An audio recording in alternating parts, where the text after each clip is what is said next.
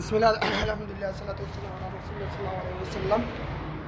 Barnoota ajaa'ibaa har'a baranna. Barnoota ajaa'ibaa kun wantoota tokko tokko akkamitti gama moobaayiliitiin gama PDF'tti jijjiirra. PDF'tti akkamitti jijjiirra. Tokko alfarq maa bayna al-word wal PDF. Word fi PDF jechuun maal jechuudha? Kan word jijjiiruu ni dandeetta, kan PDF dha ammoo jijjiiruu ni dandeettu jechuudha. Balaafsi tokko yoo wordiidhaan kan kaahamu taate wordiidhaan kan kaahamu yoo taate jijjiiruu ni dandeetti, dabaluu hir'isuu ni dandeetta. PDF'dhaan yoo kan kaahamu taate jijjiiruu hin dandeettu. Tokko awwalatti akka afaan ingiliffatti pilaastooriidha, akka afaan arabitti ammoo mutarjar pileey kan jedhu kana tuyxanii jechuudha. Wayita kana gadi tuyxanii barnaamija word jedhu buufattan, barnaamija word jedhu yookiin ammoo Microsoft Word kan jedhu buufattan jechuudha. WORD argitanii inni isa kana jechuudha. Argitanii isa kana eega isa gadi buufattaniitiin kaa'atanii isa bantan jechuudha. Inni kiyya kun yeroo ammaa kanatti banaa qabaat jiira dukuul isin gaafata. Inni kun isa kana tasjiila dukuul isin gaafata jechuudha. Isa banatan jechuudha. Imeelii keessaniin jechuudha. Eegas wanti isa bantanii ittiin jedhee malaffoonni hedduutu isin dhufa. Kunoo kana kalfiyyaa wantoota isin irratti banuu barbaadanii santu isin dhufa. Isin ammoo mala falfaarigii tuytan jechuudha. Yoo kalfiyyaa haarawaa taate, yoo kalfiyyaa haarawaa taate mala faarigii tuytan. Eegas wanta PDF godhuu heddasan fidattan jechuudha. Fakkeenya barnoota ustaazota iyyuu ta'ee roobata iyyuu haa ta'u. Kana darsiiwwan akka isin jalaa hin banneef, darsiiwwan barreeffama akka isin jalaa hin banneef akkam gootanii itti fayyadamtan jechuudha. Fakkeenya WhatsApp seenu, WhatsApp wayita seenu amma ani fakkeenyaaf ulaagaalee koree barnoota kenna akkana jalaa hin banne akka usuma malee osoo nama hin gaafatin akka argatuu danda'u akkamitti argatu akka danda'u gaafadha jechuudha. Kanaafuu ulaagaalee koree barnootaa fidadha. Kuni ulaagaalee koree barnootaa jedha. Ulaagaalee koree barnootaati. Isa kana kun gadi qaba.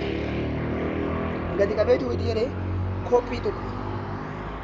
Kooppii kan jedhu kana tokko. Kuni kooppii jedhama. Biratti warroonni WhatsApp Umar akkasuma immoo WhatsApp pilaasii fa'aa qabdan akkasii jechuudha. Warroonni kuwwan ammoo gadi qabanii ka'anii uleewwan eertuu sadan kana tokkanii achi teessanii kooppii godhanii jechuudha. Tamaam akkasi. Isa eegasii kooppii wayita dhaqee barnaamija Word jedhu kan awwaalaa san keessa seene jechuudha. Barnaamija Word jedhu san keessa seene jechuudha. Barnaamija Word jedhu san keessa wayita seene malafa duwwaa san tuqaa mitire kun wayita akkana. Wayita malafa duwwaa tuqee asitetti kooppii taasisa jechuudha. Laskii jedha. Akka afaan arabitti awwaala laskiidha. Kooppiidha akka afaan ingiliffatti. Kun ammoo laskiidha. Piriint immoo maal jedhama akka afaan ingiliffatti. Argitanii kun ulaagaalee koree barnoota karaa gabaabaadhaan bakka kanatti fidadhee jira jechuudha. Fidadhee jira. Fuula meeqa? Fuula 3 jechuudha. Gama fuula sadii waraqaa maal irratti? Waraqaa international paper A4 irratti jechuudha. Eegas yoo guddisuu barbaade akkana godhe jechuudha. Kun guddatee jira jechuudha. Ammoo bifa jijjiiruu yoo barbaade akkam godha? Barreeffama irratti gadi qabee barreeffama kana irratti tajaajila godhee bakka kana tuqa jechuudha. Guddisuu yoo barbaades kunuuti. Ammallee bakka kana tuqa. Amma kun jecha Allah jedhamuu fi sallallahu ala rasulillah jedhamuu fi jecha Allah jedhu walitti maxxananii miti akkana godheetiin addansiisee jechuudha. Eegas ammoo tadliila isaan godhee waa'ee wordii isin barsiisutti hin jiruuti. Amma bifa barbaade akka inni bifa barbaade naan ifu godhachuu danda'a jechuudha. Kunoo ta'ee jira jechuudha. Bifa kanaan barreeffamallee jijjiiruu danda'a jechuudha. Eegas ammoo ulee sadan tuqa. Ulee makiinatu na bira bahee dhiifama. Sheer kan jedhu kana tuqa. La sheerillee miti akkana godha. Inni isa kana mitire as tuqa. Hafzi jedha. hifzi bil ismiidha. Hifzi bil ismii kana yoo maqaa itti barreeffatu barbaadan maqaa amma fakkeenyaaf ulaagaalee koree barnoota ulaagaalee koree barnoota hifzi bil ismi hifzi ta'ee jira tokko. Lammaffaadha hifzi bil ismii kanaayyuu hifzi bil ismii kan jedhu kana eessatti akka hifzii gootu miimoorii keessatti moo moobaayilii keessatti as tuuta miimoorii tinta keessa ay seenta laala وأنت أحسن واحد أنت أحسن واحد في كل الفصول. هي تمام هذا ثاني واحد الأوائل الجو هذا حاضر إن شاء الله.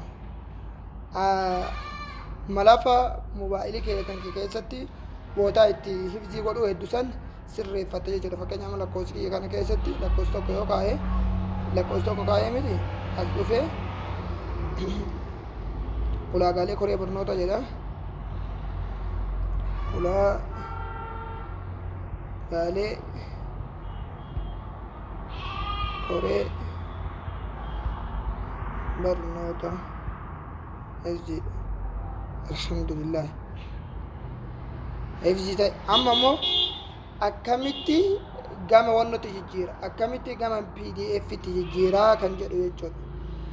Yoo waa itti jijjiiruu barbaadan immoo waa itti dabaluuf irraa hir'isuu barbaadan ulee qalama san xooyxanii inni irra jijjiirullee ni danda'a itti dabalullee ni danda'a jechuudha. Yoo ammoo fakkeenyaaf jecha tokko jala sarartuu yoo barbaadan immoo kana xooyxan jala sarartanii kana yoo xooyxan jala sararamullee ni danda'a jechuudha. Tamaam akkasii yoo irraa deebi'uu barbaadan ammoo xiyya kana xooyxan jechuudha. Irraallee deebi'ee jechuudha. Mayyee amma immoo akkamitti pdf itti jijjiirra pdf itti akkamitti jijjiirra eega pdf itti jijjiiruu barbaadna ulee tana xooyna ulee tana itti xooyne mushaarakati kamalaa fi pdf mushaarakati kamalaa fi pdf isa gadi qabdan jechuudha. Tamaam isa gadi qabdanii jechuudha. Waa malafa pdf itti jijjiiruudhaaf tajhiiza godhaa jira. Eegasi eessatti erguu hiddaa jedha eessatti erguu hidda bakka kaminni jedha kunoo isa gadi qabdee mitire bakka namatti erguu hedduu fakkeenyaaf anasuma deebi'ee lakkoofsi kiyya kan biraa irratti ergadha lakkoofsi kiyya kan biraa irratti ergadha khaas. Tamaam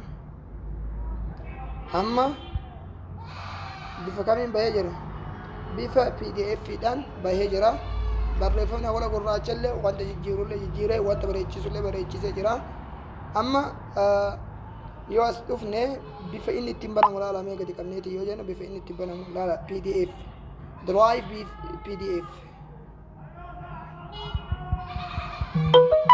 lakkoofsi sirrii akkana jalaan naffasne kunoo argitanii akkana jechuudha.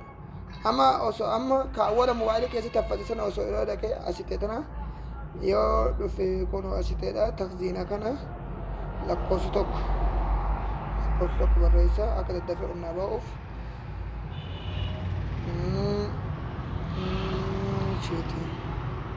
inni kunoo isa kana ulaagaalee koree barnoota kunoo isa kana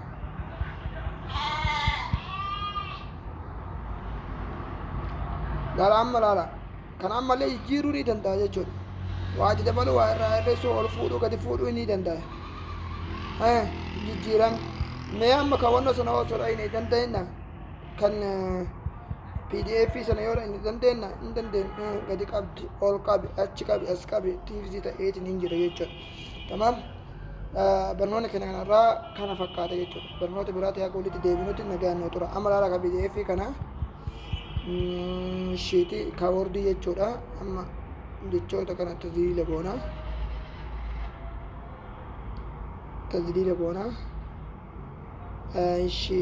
wanni barbaanne maal irraa barbaanne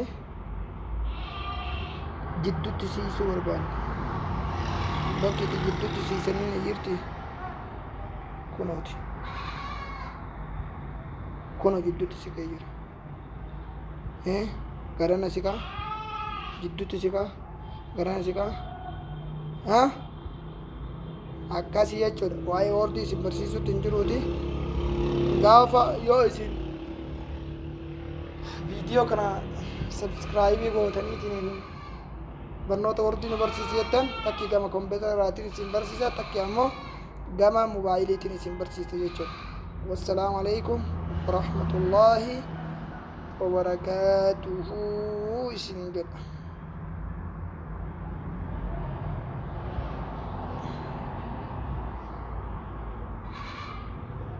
Ini tahu lah.